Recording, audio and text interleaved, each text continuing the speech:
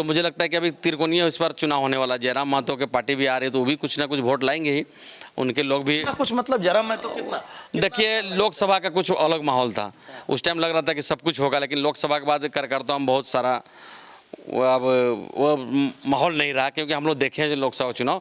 और जहाँ तक अभी उनका पार्टी में देखता हूँ 28 कैंडिडेट हैं और सब अपना अपना गुट अलग अलग हैं। जैसे कोई 4 स्कॉर्पियो ले घूम रहा है, कोई सिंगल घूम रहा है, कोई 3 घूम रहा है। वो कह रहा है कि हमको कोयरी को मिलेगा तो हम इसको वोट करेंगे, कुर्मी को मिलेगा तो हम इसको वोट करेंगे, इसको। तो इस टाइप में मुझे लगता है कि इसमें बहुत सारा बिखराव होगा। ऐसा रामगढ़ विधानसभा में बहुत ज़्यादा प्रभाव नहीं है।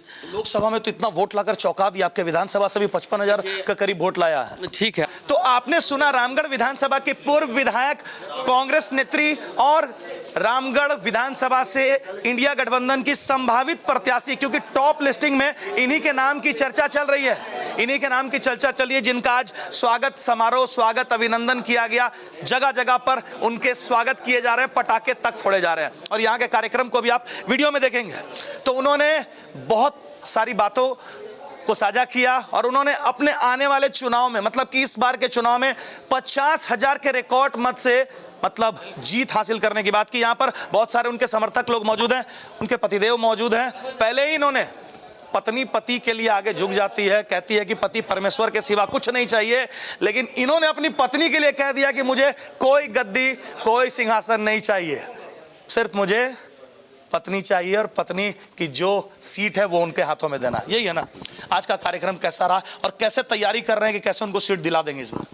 जी, सबसे पहले तो मैं पूरे रामगढ़ जिला कांग्रेस कमेटी की ओर से जो आज कार्यक्रम रखा गया, अभिनंदन कार्यक्रम, पूर्व विधायक ममता देवी को हाईकोर्ट द्वारा जो स्टे उनको मिला ताकि वो चुनाव लड़ सकती हैं, तो सभी जितने भी आज हमारे बीच उपस्थित कांग्रेस के कर्मठ नेतागण, उनको मैं तहे दिल से धन्यवाद देना चाहता हूँ कि उनका ही आज प्रयास था कि उनके द्वारा सभी मिलकर ममता देवी जोशो खरोश के साथ उनका स्वागत किया गया।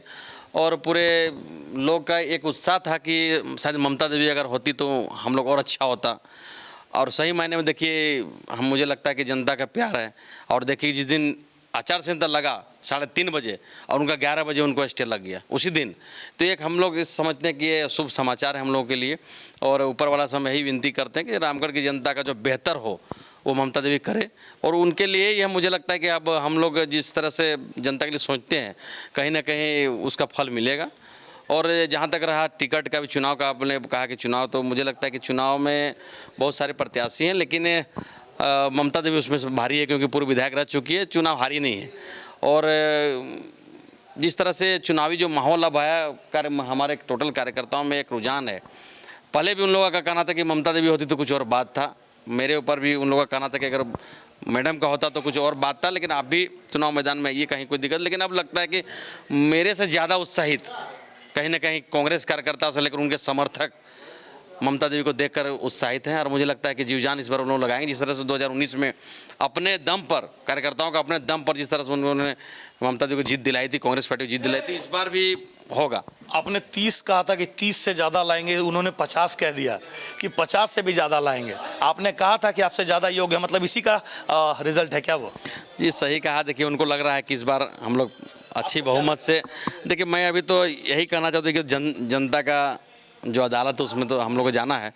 और मैं आंकड़ा तो नहीं कह सकता हूँ, लेकिन क्योंकि उन्होंने कहा है तो मुझे लगता है कि अभी त्रिकोणीय इस बार चुनाव होने वाला। जयराम महतो के पार्टी भी आ रही है तो वो भी कुछ ना कुछ वोट लाएंगे ही, उनके लोग भी कुछ मतलब जयराम महतो कितना देखिए, लोकसभा का कुछ अलग माहौल था उस टाइम, लग रहा था कि सब कुछ होगा, लेकिन लोकसभा के बाद कार्यकर्ताओं में बहुत सारा अब वो माहौल नहीं रहा, क्योंकि हम लोग देखे हैं लोकसभा चुनाव।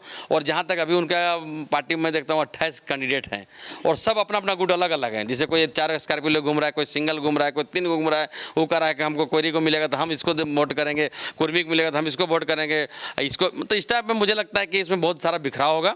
और कहीं ना कहीं जो लोग बिछड़ गए हैं हम लोगों से, तो उन लोग से आग्रह विनती भी करते हैं कि सही रास्ते में पहुँचना है, क्योंकि इस बार फिर से हेमंत सोरेन की सरकार बनने वाली है, हम लोग कुछ करेंगे। आपकी पत्नी नहीं बता पाई, मतलब पूर्व विधायक महोदय जयराम महतो के राजनीतिक छवि को लेकर बहुत सारे लोग अलग अलग प्रतिक्रिया देते हैं, आपका क्या उसमें? देखिए, जयराम महतो एक युवा नेता हैं, मैं उनका सम्मान करता हूँ। लेकिन जनता के, देखिए जनता जिसके साथ है उसका सम्मान होना चाहिए। नेता ऐसे नहीं होता, जब जनता उसके साथ तो समझिए नेता है। तो कहीं ना कहीं उनका एक मुद्दा है अपना, जो कि भाई स्थानीय ये 1932 का जो उनका मुद्दा था, कहीं ना कहीं अपने जगह में ठीक है। लेकिन रामगढ़ विधानसभा का, हम रामगढ़ विधानसभा खुश करके राजनीति करते हैं। झारखंड में ठीक है, विधायक जब बनती है तो विधानसभा में सारा बात होता है, लेकिन मुझे लगता है कि वैसा रामगढ़ विधानसभा में बहुत ज़्यादा प्रभाव नहीं है। लोकसभा में तो इतना वोट लाकर चौंका दिया, आपके विधानसभा से भी 55,000 का करीब वोट लाया है। ठीक है, आपका कहना सही है कि लोकसभा के लोग खड़े थे, वो खड़े भी नहीं थे। नहीं, ठीक कहना। देखिए, हम क्या बोले कि जिस तरह आदमी को लगता है कि इस बार हम लोग सब बना देंगे, कोई बोल रहा है कि हम किसी को सीएम बना देंगे, तो ना, हर चीज़ का सिस्टम है, तो सिस्टम में ही जाना पड़ेगा। तो कहीं ना कहीं आपको क्या बोले कि लोकसभा कुछ और बात था, लोग किसी को, कोई मोदी को देख रहा है, कोई उसको देख रहा है, लेकिन ये जो विधानसभा है, ये एक समझिए कि हम लोग विधानसभा में, ये विधानसभा की बात होती है झारखंड की, तो कहीं ना कहीं लोगों को लगेगा कि जो सरकार कौन बना रही है, तो लोग अपना वोट को खराब नहीं करेंगे। सरकार कौन बना रहे उसको लोग वोट देंगे, और कहीं ना कहीं मुझे लगता है कि हेमंत सोरेन का सरकार फिर बनेगी। और माननीय पूर्व विधायक को अगर टिकट यहाँ मिलता है तो मुझे नहीं लगता है कि जो उन्होंने 50 का आंकड़ा बोला है उसमें पूर्ण रूप से वो सफल होंगी।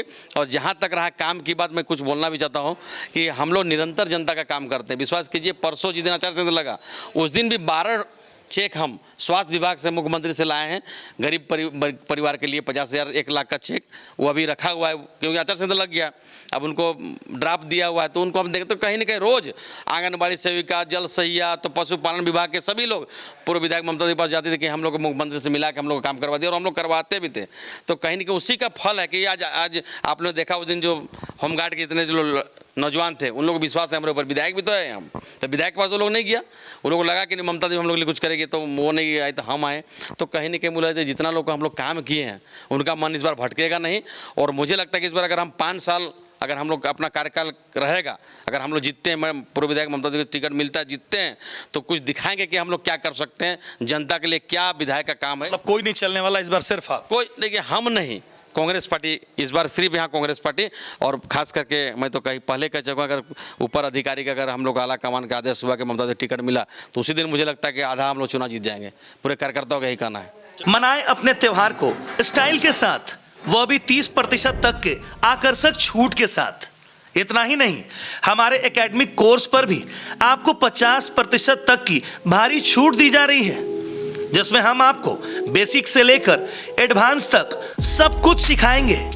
स्टूडियो 11, जहां hair cutting, hair spa, hair colour, hair highlighting, nanoplastia, keratin, वहीं स्किन ट्रीटमेंट में हाइड्रा फेशियल, ब्लीच, डी-टैन जैसे कई अन्य ब्यूटी वर्क्स होते हैं। हमारा पता है studio 11 family salon, GS complex near Panchvati apartment.